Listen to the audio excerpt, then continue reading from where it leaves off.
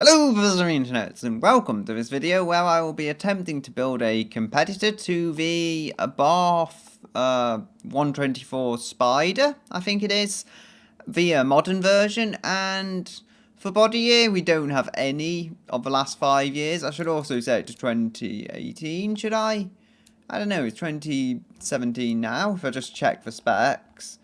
It is a 2016 car we're using. I should have really checked this first. But anyway, here we are. And we have our body here set. So, there's a few cars that really suit what we're trying to do. 2010 convertible looks pretty tempting. There's two of those, I don't know why. And we have a 2008 SUV. Yeah, to be honest, the only one that looks really compelling is 2010 convertible, or another one by the name of 2010 convertible. So, I don't know. I think, personally, coupe looks pretty good as well, in either variant, I guess. I think we'll use this one, though. To me, it looks like the best option, and that is a bit of a strange ordeal we've got going on around here. But still, I do have a vague plan for this. Now, it has to be mass producible, so we can't be using anything too ridiculous like fiberglass or carbon fiber. We can use aluminium, though, which today I believe is mass produced. We'll have a ladder, no, a unitary chassis. I don't know why it said ladder there. My mind's going a bit funny. We'll go with light HS steel. Good to see that is fixed now. And a front longitudinal engine layout. He's going to be front engine rear drive. That's one thing I don't really care much to change. We'll go with double wishbone suspension on the front and rear, I think. Although multi-link and multi-link rear, McPherson's strut front is probably more conventional. I guess this is my preferred suspension type. I don't know, what do we have here? We have trailing arm and everything. I prefer the balance of double wishbone all round, personally. Oh, we can have a shooting brake. That is not what we're going for, though. We're going for a convertible, so, you know, this one. It looks a bit like an Aston Martin from the back. I'm hoping I've not gone with a vehicle that's too big. I mean, if that's the case, I'll just have to redesign the body.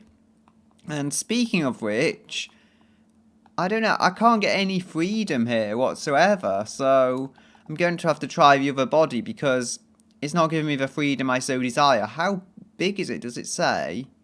No, that says 2.7 meters.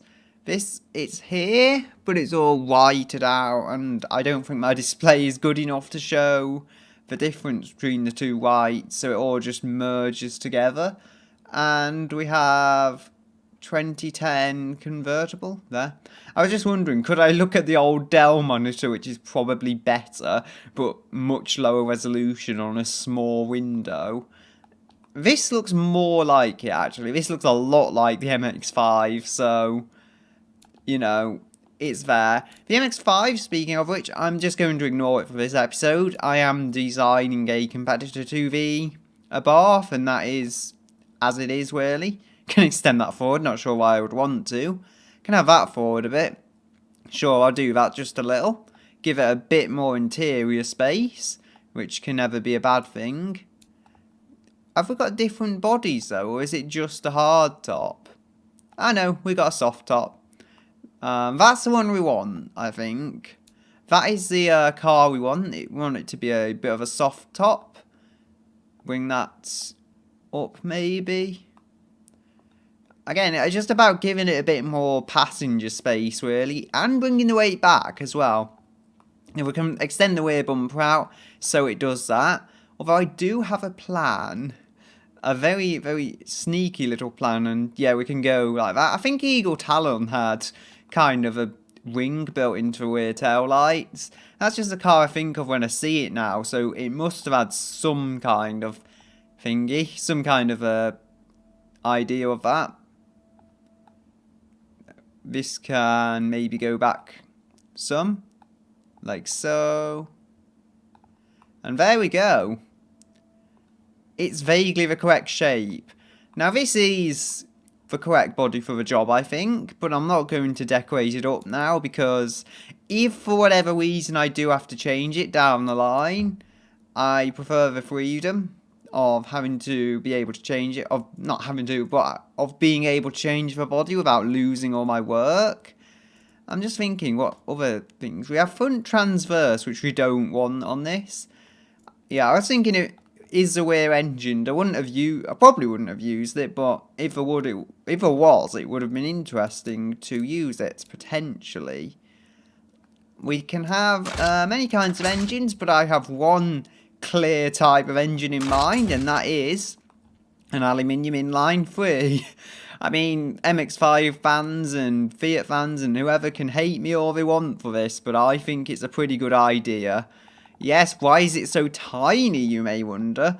Because JDM and key car regulations restricting engines being so big. The idea being that this is essentially the world's maddest key car engine. I mean, look at that. Aluminium. I don't think I should need to use anything other than aluminium. The weight difference doesn't change much beyond that. But I was thinking, if I create a heavily turbocharged but tiny engine, I might get away with cast iron here. Nah, probably not. I probably want to rev it to the moon, so I might as well just stick forged parts in at the mo. And then change to cast iron if it really doesn't need anything better. We can have variable valve timing, sure, why not? Try and give it the best performance as possible for overall economy and speed. And nothing's coming up yet, so I don't know why I've got that up still. Turbocharger, yes indeed. We'll want like, I don't know, how much? 300? Although it's never going to hit that, it does help to have the extra leeway in terms of getting extra power, and the weight penalty is very small. I may have to change this, I really don't know for certain, but as it's worked for me so far, I don't think I see a reason not to keep doing things that way. The turbo looks quite big, but the engine is actually tiny. Imagine if I could have a tiny engine and a huge turbo. That would be strange, that's for sure. We'll go with per cylinder direct injection, a performance intake, because I think it'll need it. Look at that carbon fibre, eh? We can have a standard one, but I honestly think just having a higher quality, smaller engine will do the job. I'll probably +2 the quality like I did with that V6 on my Ford Fusion competitor, but as of yet, I'm not sure, so I'm not going to go jumping into it just yet. We can only have a single exhaust, and it's quite a big one, but high flow freeway for a catalytic converter. We want to remove as many emissions as possible, and we can have, I don't know, straight through is better for airflow, but we'll just have one reverse flow muffler, should do the trick, and it's underpowered naturally, but as I said, we can rev this to the moon. That is not really getting us extra power. I find with smaller cars like this though, having huge exhaust really doesn't help. Having mid-size exhaust doesn't. And look, it's exactly 80 kilograms. What are the chances? And I'm saying and a lot. I'm kind of procrastinating, but I need to really get this engine running, don't I? We'll go with longitudinal rear-wheel drive, not longitudinal front-wheel drive. That would be a very strange sports car to have today. And I don't know, what else have we got to do? We could have premium fuel, but I don't want to resort to that if I can manage. There we go. It was the RPM limit. I was looking for it in my head. I just couldn't work out what I was missing, and it was right there in front of me. Now, the Abarth is a bit of a monster, at least compared to this, and it has 170 horsepower. What am I going to do to compete with that? I have no idea. I can see this is already struggling though. We'll have to ramp up the cam profile. This is just the start of it, and look how high it's revving. Thankfully, the way I engineered this engine, it can take stupid amounts of RPM, and it's fine with them. I wonder how big the exhaust looks. Yeah. It looks massive on this engine. Slightly less massive on the turbo, but still massive. 98 with no turbo tweaking isn't too bad. And we're going to have to rev it over 10,000 probably. This is going to basically become a bomb. I have to hear the sound of it. 12,700 is safe there. I don't know. Engine failed due to knock. Yeah, we don't want the engine knocking. Yes, 113, I'm happy with that. You can see there's kind of just huge turbo lag for that entire period, but it's a start, and if we're making that much power from the start, you know, I don't think we're going to do too badly.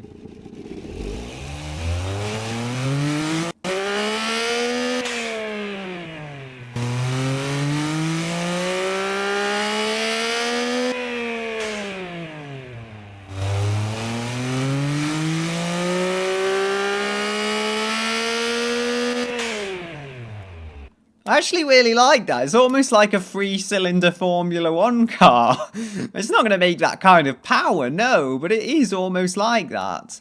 I think premium fuel might be fair enough. It's hard to say. It's going to be a bit of a different beast to the Abarth, but, you know, if premium is what it takes, it's what it takes. I'll try regular again, as I say, but if I can't do it, I will move to premium. We'll go with a manual 6-speed transmission. Seems like fairly standard stuff for this type of vehicle. And there's no real way to tweak it yet. And we'll go with a geared limited slip differential. The idea I've got with this is, though, it's going to have that tiny engine, and it maybe won't compete with a Fiat in a straight line, but it will out-corner it, and it will out-brake it. And if that's the case, then I should be going pretty solidly, I think, in terms of how competitive it is. I think medium compound is good. It's not going to be the most powerful car in the world, so we don't need to go with crazy high-end tyres. Although, what widths can we deal with?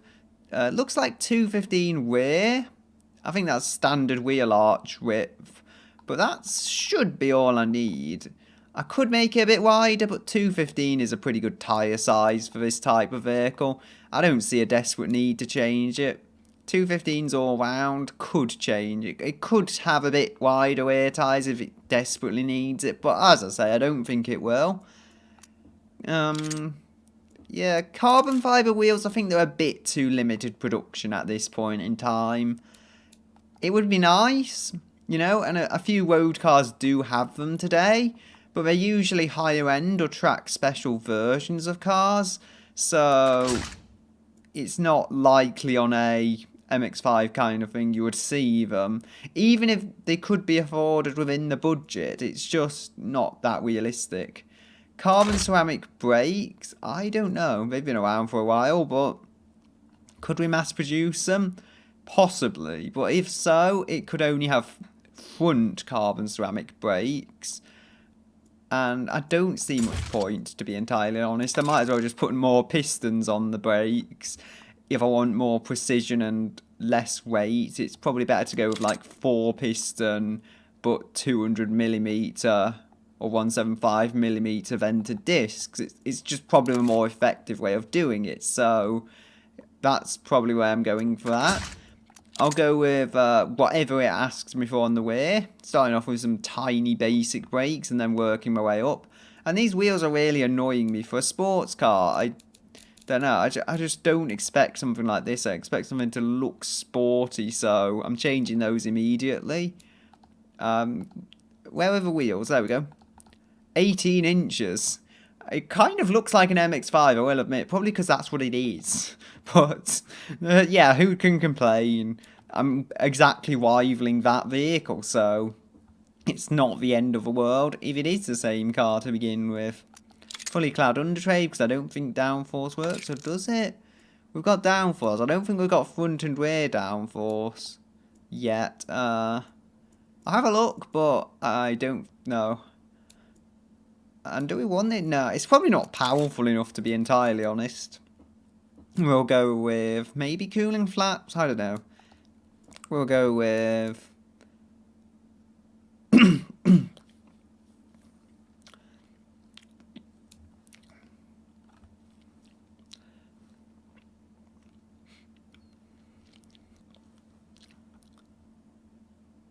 So, here's our seats. Here we'll go with, I don't know, 2 seats. I don't know why it's implying you can have 5 seats in what's clearly an MX-5 body, but, you know, apparently 3 people can lie in the boot or something. I don't know. Honestly, even the boots are that big on these kinds of vehicles. We'll go with a standard interior. I would say it's not particularly luxury, but it's not hugely basic either. Although, do we want basic? I don't know. I think basic would be like a utilitarian off-roader, and it's definitely not that. We'll go with basic infotainment as well. And that should be a solid sporting package. I actually think I'll put quality up just a little. Even though it is a basic interior, it still deserves to have decent quality materials. We'll go with variable hydraulic power steering. And do we want traction assists? I don't know. I'd say it's less pure, but people probably can't drive and they'll just fly into a tree if they don't have the electronic assists to help them. So, you know, all the more for traction aids. We'll go with basic 2000 safety. Shouldn't add too much weight. We'll do standard 2000. I don't know. Basic. Then there's advanced 10s and standard 10s. I don't know. Safety isn't as important as lightweightiness. We'll go with progressive springs, adaptive dampers, and semi-active sway bars. I think they should be reasonably affordable on a car like this in terms of cost. So, and in terms of weight, impact, comfort, no, it has to be set up for sport by the looks of things. And custom, no. I don't know why it looks so high though. Is that a double wishbone suspension or something? Just seems very odd. 1,002 kilograms, yes, that's spot on for a Mazda body as well. Given that I've put a smaller engine in, it's what you would expect it to weigh. And we have design, 10,300 RPM redline. Test track, it's 116 miles per hour top speed apparently. That's impressive for what this engine is. 41 miles per gallon. I don't think it'll actually do that, but, you know, if you think it can. And I'm going to now leave and rejoin you when I hopefully have a better working engine and a lap time. And here I return with the specifications of the Abarth as well as a lap time, which is 221.73. I think I've done quite well there. I'll get into that in a minute though, and all the trials and tribulations of that later. The acceleration, first off, we have a 5.59 second 0 to 60 time, essentially 5.6 seconds, which is 1 second quicker than the Abarth, you'll see up here. I don't think I've done badly there at all, given that I have less power. Again, I'll get into that later. It apparently does 44 miles per gallon. Mine claims to do more, but for the moment, the miles per gallon in automation is messed up, so I'm not going to use that as any reference at all. If it is actually more economical, then sure, good for a car, but I'm pretty sure that isn't the case. I'm pretty sure it never would be with an engine this small. CO2, I don't know. I don't know where it says any of that. Downforce is not good, we don't have any of it, but so it's not powerful enough in my opinion to need it. We have lowered suspension. I actually lowered it myself so it would look better, and I tried adding these bumper bars. It's not the most visually appealing vehicle in the world, but you know, it gets its own way of things done. And those taillights, actually now I think of it, they should be larger. I'm just going to do that now because I feel like it. I've just thought, how is this boot going to open? I don't know. I didn't think this far ahead, really. I don't know why this is lagging so much. I have had it on for a while, which is probably why. Let's just have one of these. I don't know why, just maybe because it's squarish and it doesn't work at all with the bodywork. There we go. I've probably made it even more ugly, and I don't know why my camera movement's so slow either. Come on. It just won't grab onto anything. It's like I'm trying to move on ice here. It's like I'm trying to move, but the car's made of ice. Right, we're here at the engine. And let's see what's in here. Now, if we look here, one of the problems is apparently the engine bay is very full. I don't know why it's saying that, because you can tell it's not full in the slightest. Okay. There's no bonnet. I've worked that out. But yeah, that is what a full engine bay looks like to automation. Just look at how full that is. Full of what? 660cc three-cylinderiness. The turbo's quite large, but you can't say the engine's full just because of that. And yeah, it's quite a turbocharged engine. The turbo curve, admittedly, is probably not as bad as it looks. Like 5,000 RPM-ish, you start feeling the turbo kick in. So, you know, other than that part, we do still have plenty of usable power all the way up to the 11,000 RPM red line. And that's fine, you know. Nothing majorly wrong with that. It's just you have to struggle to get to that point. But the acceleration is still a second faster than the Abarth, so, you know. Also, 9 horsepower down, remember. I wonder how much torque the Abarth has. If I'm just able to load this up, I can hopefully show it. There we go. 250 newton meters, and we have nowhere near that, as you would expect. But it is a 660cc engine. I'll prove it in a moment. Just there we go. 659.7 cc's. It's a key car, officer, honest. And I know a three-cylinder, 5-valve per cylinder engine has been done before. It was done in a 1989 Mitsubishi of all cars, but it has been done in a real car, so it's not like I'm using a race technology or something. These admittedly might be. And lightweight titanium is perhaps unreasonable, but I kind of cheat my way to the power because I need the power, so yeah, I'd do anything to get it. This is the Abarth version anyway, so, you know, we can afford a little bit of extra flair here and there. The compression is quite low, cam profile is very, very high, and so it would need to stay because it makes all its power up high. The intercooler is actually set a little higher than before. I believe the turbos collectively are smaller. And the boost, oh, we've added loads of boost, 23 PSI indeed.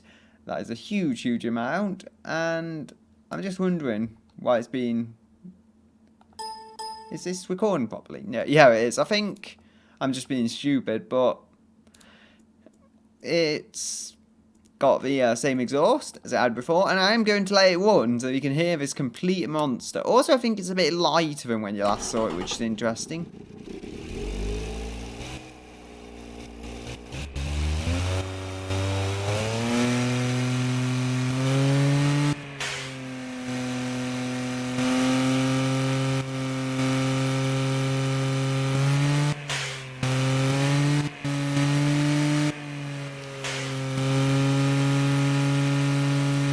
There we go. I've now done the difficult task of getting it to kind of default key car value. And when I just let it run now...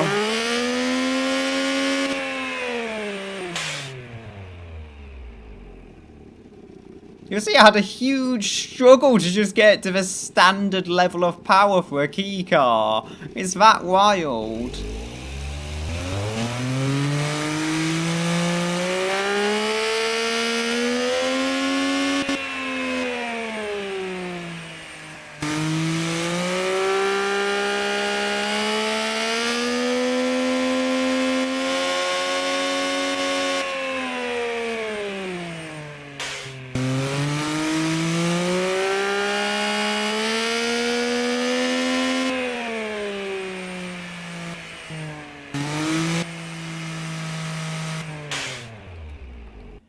So there we go. I'm sure there's air raid sirens that sound less intimidating than that, but that's probably what our customers want. And I think the zoom has, and the scrolling has fixed itself. Put the body back on, yeah. I think I can move around. I don't know. Can we? If I send to it, yes. We can look around. The brakes. They look non-existent, but believe me, they are there. I'll get onto that in a moment. We have a manual 6-speed, set up as you would expect for sportiness predominantly, and we have radial sport compound tyres, but they are narrower sport compounds, so we've not gone wild and added ultra high spec tyres. Well, they are high spec tyres, but I mean, this is probably a reasonable balance for cost. 658 seems like a lot of cost, and it is, but then you could get a lot of cost by sticking with hard long life and just making them huge. This was a way of actually improving performance while doing so, and I'm happy with it. It is definitely on the oversteery side, despite having the staggered tyres, so they're narrower on the front, but that is just the way things have ended up. We have vented discs front and rear, 205mm front, 160 rear. I think that's about as big as it wants on the rear. Yeah, I'm lucky it let me get away with that, to be honest. That's as small as the brakes will go. And why have I made them so small? Because I guess parts cost and mainly weight. It keeps it light. There's also one change I've made all the way back here. Glued aluminium chassis. That is saving me about 100 kilograms or something. It's quite a bit considering how light the rest of the car is. Where am I now? I've lost my way. We have a lot of other stuff to talk through. We have a fully clad under tray. I think that's where we need to be on now. And a bit of extra cooling airflow and brake airflow. We don't need a lot of extra braking airflow though, because as I said, the brakes are tiny. They're not going to need much cooling. Same old interior as we had before. Same everything here. We have pretty basic suspension, but in terms of performance, I wasn't noticing a difference particularly, other than gas monotube, which I did see a difference. I did see a very positive difference there, but for lap times, otherwise, I just didn't see a difference. It was either such a tiny difference I was seeing, or that was up for debate, or I don't know. And I have just thought, maybe I could actually paint this blue, make it a bit more Core 2 Duo-y, sure, why not? Ah, now we can remove the bonnet. You were telling me you didn't have a bonnet before. And yeah, we did eventually trek around the bonnet. I think it looks quite good. Kind of got the 350Z kind of tail lights there. At least the early 2000s gen had that. And we have sway bars. Is that passive? Yes. I don't know why my mind's struggling with this. Nearest makes no difference, 900 kilograms. It's actually 900.5 if we look here. And it's light. I mean, that's about 150 lighter than the MX-5. Maybe less for the Abarth, but it's still an incredibly light car. And that is definitely going to help us, I think, in terms of how well this will go around a course. You might say the Abarth isn't a track car, but then why is it an Abarth if it's not supposed to be somewhat quick round a track? And I can get onto the time now, which I have honestly forgotten about until I just mentioned this stuff here. So, where are you? There we go. My windows keeping popping up all over the place. And we have new price, £30,000. I have about 15,000 on this, I think, or just under, if I remember correctly. So, it is what it is.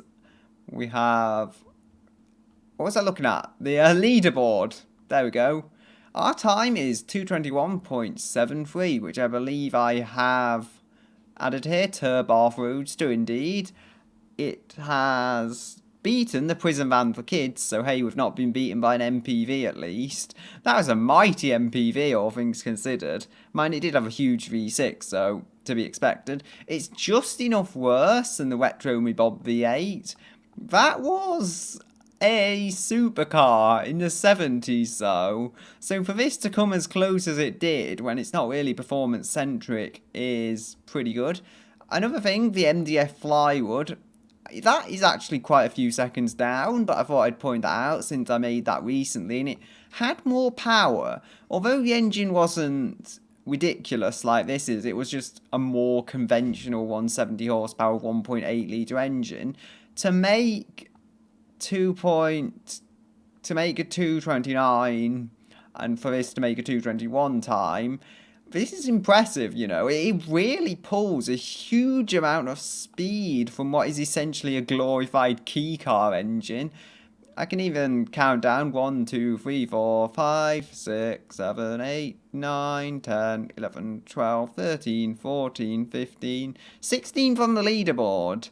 So, other than that, I build far too many vehicles on the game. It is not bad, actually, in the grand scheme of things. As I was saying, markets, it's about 15,000. Just rejuvenate this to make sure it's got the calculation right. And with 10% profit, yes, indeed, 14,300. Can make a bit more profit, maybe.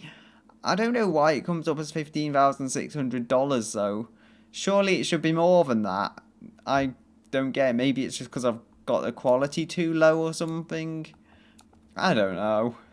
But it's the way it is. The way automation is. Also, I have 6 exhausts. 1 exhaust for every one of my CPU cores. Not a joke I had intentionally, I just thought of it then. So, still, I think it looks okay. And we can remove the fixtures for some reason.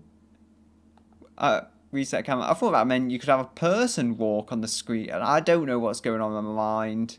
Can we move the chassis so we can just see weird vision? There's our engine, indeed. Maybe an older version, but it didn't change that much, let's be honest. I actually stayed close to the original in this case. But anyway, I'm going to leave it here, I think. I've explained about all there is to explain. Can briefly go through these menus again, see if there's anything I've missed. 11,200 RPM red line. Yes, it's a bit ridiculous. Honestly, nothing quite describes high revving like an 11,200 RPM red line. It's basically a motorcycle engine by this stage. And we have all of the bits. So, yeah, 2 seats, 3 doors. I think it's done okay. So until next time. Also, notice what I did with a name. But until next time, a goodbye until another day.